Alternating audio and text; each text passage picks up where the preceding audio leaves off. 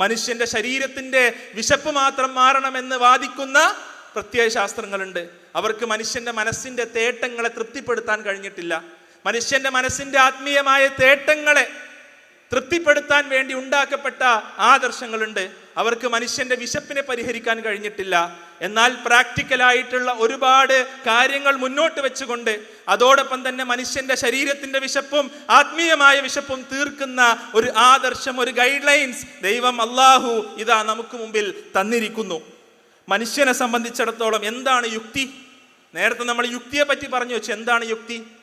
എന്താണ് നമുക്ക് സ്വതന്ത്രമായി പെരുമാറാൻ? നമ്മൾ സ്വതന്ത്രരാണ് എന്ന് പറയില്ല. സ്വതന്ത്ര ചിന്ത എന്നുള്ളൊരു ട്രെൻഡാണ്. യഥാർത്ഥത്തിൽ നമ്മൾ എത്രത്തോളം സ്വതന്ത്രരാണ്? നിങ്ങളെല്ലാവരും കുപ്പായം മുന്നിലോട്ട് ഇട്ടിട്ടുള്ളത്, ഞാനും അല്ലേ? അതെന്താ കുപ്പായം പിന്നിലോട്ടിടാത്തത്? അതെന്താടാത്തത്? കുപ്പായം എല്ലാവരും മുന്നിൽ ഇടുന്നത് അതൊരു സൊസൈറ്റൽ നോമാണ് അല്ലേ? ചില സിനിമകൾ ഇറങ്ങുമ്പോൾ ആളുകൾ പുതിയ ഐറ്റം ഡ്രസ്സുമായിട്ട് വരും. അതെന്താണ്? ആ ട്രെൻഡ് ഫോളോ ചെയ്യുക എന്നുള്ളതാണ്.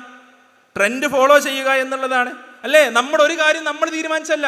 നമ്മൾ കുപ്പായം മുന്നിൽ കിടന്നത് പോലും നമ്മുടെ തീരുമാനമല്ല. അത് പൊതുബോധമാണ്, അത് സൊസൈറ്റൽ നോമാണ് അല്ലേ? അതേപോലെ നമ്മുടെ കോഴ്സുകളും കരിയറും ചിലപ്പോൾ തിരഞ്ഞെടുക്കുന്ന നമ്മളല്ല, നമ്മൾ ഇൻഫ്ലുവൻസ്ഡ് ആണ്. പല കാര്യങ്ങളിലും നമ്മൾ ഇൻഫ്ലുവൻസ്ഡ് ആണ്.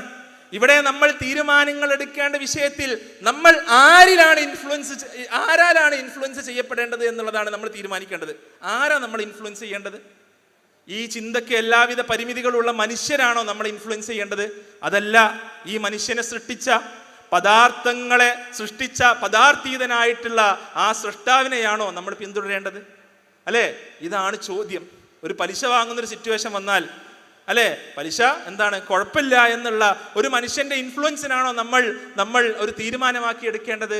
അതല്ല, മനുഷ്യനെ സംബന്ധിച്ച് എല്ലാ കാര്യങ്ങളും കൃത്യമായി അറിയുന്ന മനുഷ്യന് ഗൈഡ് ലൈൻസ് നൽകിയിട്ടുള്ള ആ സൃഷ്ടാവ് പറയുകയാണ്, നിനക്ക് പലിശ നിഷിദ്ധമാണ്, അത് നിന്നെ സംബന്ധിച്ചിടത്തോളം ജീവിതത്തിൽ ദുരന്തമേ വരുത്തുകയുള്ളൂ എന്ന് പറയുമ്പോൾ അതാണോ നമ്മൾ സ്വീകരിക്കേണ്ടത്? അപ്പൊ ഏറ്റവും യുക്തിപരമായ കാര്യം എന്നുള്ളത് എല്ലാം അറിയുന്നവനായിട്ടുള്ള, നമ്മളെക്കുറിച്ച് നമ്മളെക്കാളും നന്നായിട്ട് അറിയുന്ന, നമ്മളെ സൃഷ്ടിച്ച, നമ്മുടെ മാതാക്കളെക്കാൾ നമ്മളെ സ്നേഹിക്കുന്ന, നമുക്ക് ഈ ജീവിതത്തിൽ വേണ്ടതെല്ലാം ചെയ്തു തന്ന ആ സൃഷ്ടാവിനെ അനുസരിക്കലാണ്, ആ സൃഷ്ടാവിനെ കീഴൊതുങ്ങലാണ്. അതാണ് ഇസ്ലാം, അതാണ് യുക്തിപരമായിട്ടുള്ള മതം എന്നുള്ളത്